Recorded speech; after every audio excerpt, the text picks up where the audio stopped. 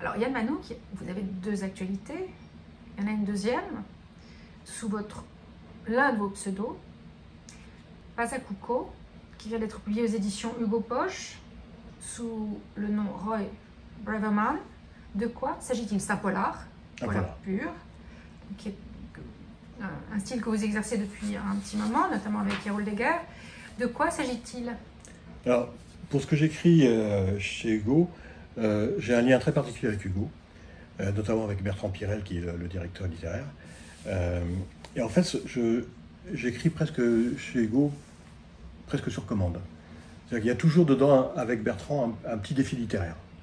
Donc le défi littéraire des trois premiers, c'était d'écrire sur trois parties des États-Unis que je connais bien, mais en adoptant un style différent à l'américaine propre à chaque région. Donc les Appalaches, style hard-boiled, l'Alaska, style nature writing, et la Louisiane, style sudiste. Ensuite, j'ai écrit Manhattan Sunset, qui est sorti il n'y a pas longtemps, en février. Et c'était pareil, le défi, c'était d'essayer d'écrire quelque chose de nouveau sur New York. Polar, mais avec un New York différent. Et Pasacuco, c'est encore un petit défi littéraire qu'on s'est nous-mêmes lancé. C'était d'écrire un polar d'été. C'est-à-dire garder ma technique d'écriture du polar, la complexité des intrigues, la façon d'aborder les personnages, mais de le situer dans un environnement qui soit lumineux, pas glauque, vraiment différent. Et donc on l'a situé dans le Rhode Island pendant l'été indien. Et voilà. Et Pasacuco, c'est surtout ça. C'est un petit. C'est petit parce qu'il est sorti directement en poche. Ça faisait aussi partie du jeu. Mais c'est une expérience littéraire qui était de s'approcher de ce style américain qui est très précis, des polars d'été un peu lumineux, dans le décor, dans les personnages, et aussi d'introduire, comme j'avais introduit dans Manhattan Sunset, j'avais introduit un personnage que j'aime beaucoup, qui est un fantôme qui se mêle de l'enquête, c'est-à-dire qui embrouille en fait l'enquêteur principal, mais un vrai fantôme. Et là, l'idée était de commencer chaque chapitre, contrairement à ce que je fais dans tous mes autres bouquins, c'est-à-dire la dernière phrase du chapitre. Dans tous les autres polars, c'est ça. La dernière phrase du chapitre sert de titre au chapitre. Cette fois-ci, c'était de faire intervenir comme une voix off. Dès le départ, un des personnages parle, non pas pour expliquer ce qui va se passer, mais pour donner une petite note d'atmosphère qui peut être spécifique à un événement ou plus général. Et donc voilà, c'est ça Pasacuco. Pasacuco, c'est un vrai exercice d'écriture. Le roman démarre avec un corps que l'on retrouve, qui est le corps d'une romancière. Ça fait partie du pari aussi. Oui, ça fait aussi partie du pari parce que beaucoup de romans à succès américain ou à l'américaine mettent en scène des auteurs, très souvent. Et donc l'idée, c'était aussi de faire ça. Pasacuco, c'est le nom d'un petit lac que j'ai connu dans un premier voyage en 66, je crois, et que je n'ai jamais retrouvé depuis d'ailleurs. Je suis retourné, je n'ai jamais retrouvé. Et pour la petite anecdote, je raconte ça dans l'essai sur les voyages qui est sorti chez Transboréal. Et ils n'ont pas voulu me valider ce passage-là parce qu'ils n'ont pas retrouvé le nom de Pasacuco. Donc ça va être un nom local qu'on m'a donné, mais que j'ai toujours gardé. J'ai au moins 2 ou 3 manuscrits entamés qui s'appellent Pasacuco, parce que ce nom me plaisait bien. Et donc, j'imagine vraiment comme un départ de série à l'américaine ou comme un départ de roman à l'américaine, un petit lac, un petit bijou au milieu d'une nature magnifique, une petite ville tranquille avec un petit dîner. Et de chaque côté du lac, il y a 2 écrivains, meilleurs ennemis du monde, enfin qui se connaissent très bien, qui sont un peu en compétition au niveau de la notoriété. Oui, les meilleurs ennemis du monde, j'en ai plein. Non, tes écrivains, les meilleurs ennemis du monde. Et au milieu, un jour, on retrouve effectivement le corps noyé d'une jeune femme qui va se révéler être une future romancière très prometteuse. C'est-à-dire qu'elle aurait écrit un manuscrit qui aurait déjà circulé dans le milieu de l'édition et qui serait probablement la bombe absolue qui allait ridiculiser tout le monde et ramener tout le monde au stade de la préhistoire de l'écriture. Voilà, c'est le point de départ de ce bouquin. Et naturellement, des liens vont apparaître entre tous ces personnages.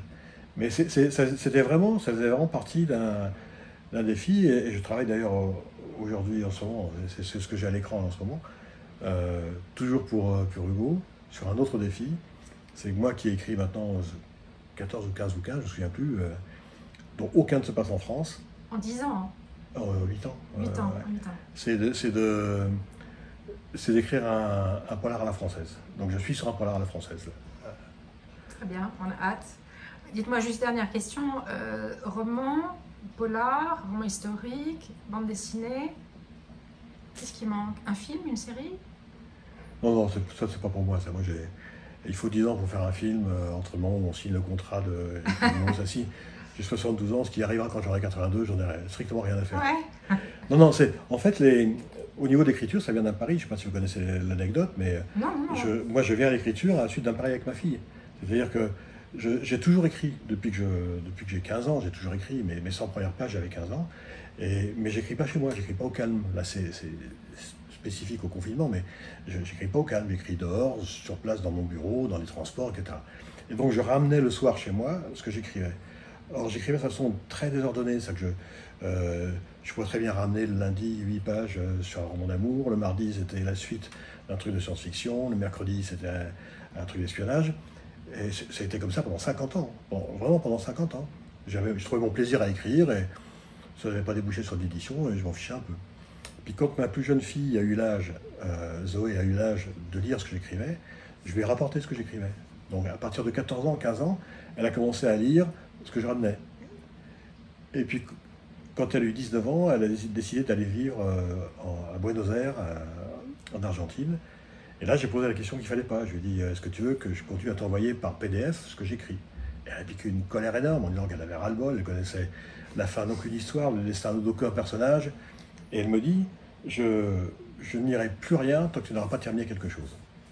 Et comme un père peut le faire avec sa plus jeune fille, naturellement, j'ai surenchéri sur le défi. Bon, puisque c'est comme ça, c'est pas compliqué, je vais écrire 2 livres par an, sous un pseudo différent à chaque fois, et avec un genre différent à chaque fois. Et on a fait une liste. La liste, c'était essai, roman jeunesse, roman littéraire, saga historique, polar, pardon, saga historique, roman de société. On s'est arrêté à 6 quand même. C'est pas mal. Et la première année, en 2012, donc j'ai écrit l'essai sur les voyages chez Transboréal, sous le nom de Patrick Manoukian, Les Bertignac, le roman jeunesse, sous le nom de Paul Égard, et ça a bien marché. Et donc, j'ai attaqué la deuxième année, en 2013, j'ai attaqué le roman littéraire, qui s'appelle un roman brésilien sous le pseudo de Jacaré, qui n'a pas été publié comme tel, mais qui sert de cœur au livre Mato Grosso, puisque Mato Grosso, c'est un roman noir avec un livre dans un livre, et donc le livre qui est dans le livre, c'est le fameux roman littéraire. Et j'ai attaqué le quatrième, donc le polar, et j'ai inventé Yahoo Delger. C'est là que c'est un peu déraillé. C'est-à-dire que Yahoo Delger a tellement bien marché que Albin Michel, dans des termes plus appropriés, mais ça voulait dire ça, on arrête de faire des conneries, hein, on garde un genre, un style et un nom. Donc au lieu de faire un seul polar, j'ai fait les 3 Yahoo Delger chez Albin Michel, j'ai fait Mato Grosso, et j'ai fait les deux Islandais. Et en même temps, chez Hugo, j'ai fait les 5 polars. Et Lost Boys in the Room, c'est la reprise du pari. C'est-à-dire que je reviens à ma liste, j'en prends le 5e genre, et c'est la saga historique. Et ce que j'appelle le roman de société, qui sont des petits romans qui surfent sur des faits de société, ça peut très bien être du feel-good book, ça peut très bien être quelque chose de très satirique sur... il est dedans, là, il est dans l'ordinateur. Donc c'est vraiment le sud d'un pari. Quel est le prénom de votre fille? Zoé. On va remercier Zoé. Oui, on va vraiment remercier Zoé. Le lecteur, on a une chance. Moi, je la remercie tous les jours. Si tu regardes, si tu nous regardes, merci. Elle va regarder, c'est sûr. Merci infiniment.